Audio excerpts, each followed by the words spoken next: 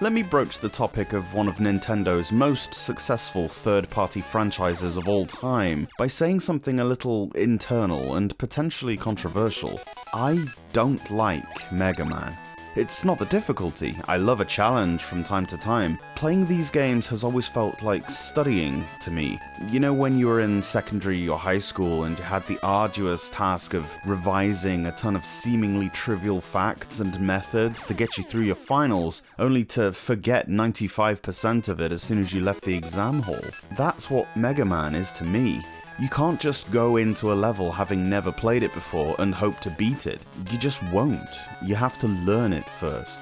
Having a game mechanic where you need to have memorized the locations and timings of appearing and vanishing blocks, or which side of a screen to fall down so as not to die, is exactly the sort of thing that puts me off a platformer. To me, a successful game in this genre is one where hand-eye coordination and reflexes, not muscle memory and rote learning, are the valuable assets to have.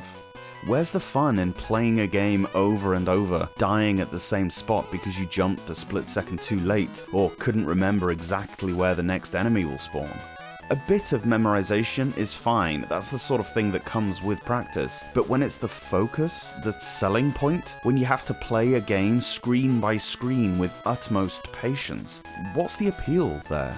One thing I do really appreciate about Mega Man games is the presentation. The music is exquisite, of course, although one of the most famous songs is clearly a rip-off of R.E.M's 1983 song All the Right Friends.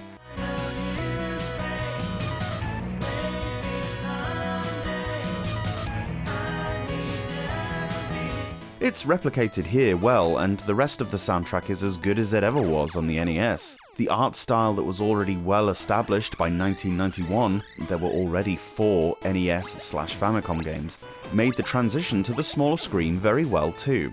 The characters have the usual cartoonish charm. Everything's got massive anthropomorphic features like eyes and mouths, and Mega Man's sprite animations are excellent. As with all Mega Man games, there are several robot masters to choose from at the start, all of whom have their own levels. You get to the end of these grueling stages, no mean feat, taking it screen by screen, beat the boss, and then you can acquire their weapon. You have to know which order to do these, it's not just top left to bottom right, as certain bosses are made much easier with specific weapons. For instance, don't do Cut Man first, as you need the weapon from Fire Man to make him manageable. You have limited ammo for all these other weapons, but they are replenishable by collecting orbs that drop from enemies. 8 is the usual number of levels, of which you have free choice. In Wily's Revenge, you choose from 4 initial robot masters, after which you move on to the second quartet. This is followed by the usual end levels and a boss marathon. Finally comes the showdown with Dr. Wily. Perhaps Capcom were worried that they couldn't fit 8 options onto the level select screen. I'm not sure why else they would lay out the game like this. There's not a save game as such, but you get a password after each stage. Well, after the first 4 you do. Afterwards, you need to tackle 4 stages and the final bit in one slog. That's just mean. Enemies are relentless and really aggressive too. You don't get points and certainly don't have to clear out any of them, so if there's a way to avoid damage, take it and run to the next room rather than trying to face down enemies that just get in your face and hassle you.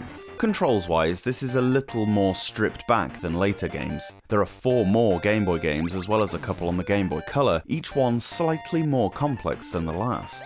Here, there's no crouching or sliding, and rush isn't present, but we'll see all of them soon enough. There's a release every year, 2 in 1991, right up to 1994. This game is a commitment. I can't play it without losing my cool, but there is a sense of accomplishment if you do beat a stage. Everything in the game is very polished, it sounds great and looks gorgeous. The controls are tight, it's not the movement that leaves you feeling cheated. I'm personally never going to enjoy Mega Man, but this book isn't about me and my likes and dislikes. Well aware of my own status as a gaming pariah, I'll try my best to be objective about these titles because undoubtedly there is greatness there, and I'll do my best to see it. Sadly, it does mean that I have 5 rounds of brutality to slog through. Don't expect me to complete them all though, I only have so much hair to pull out.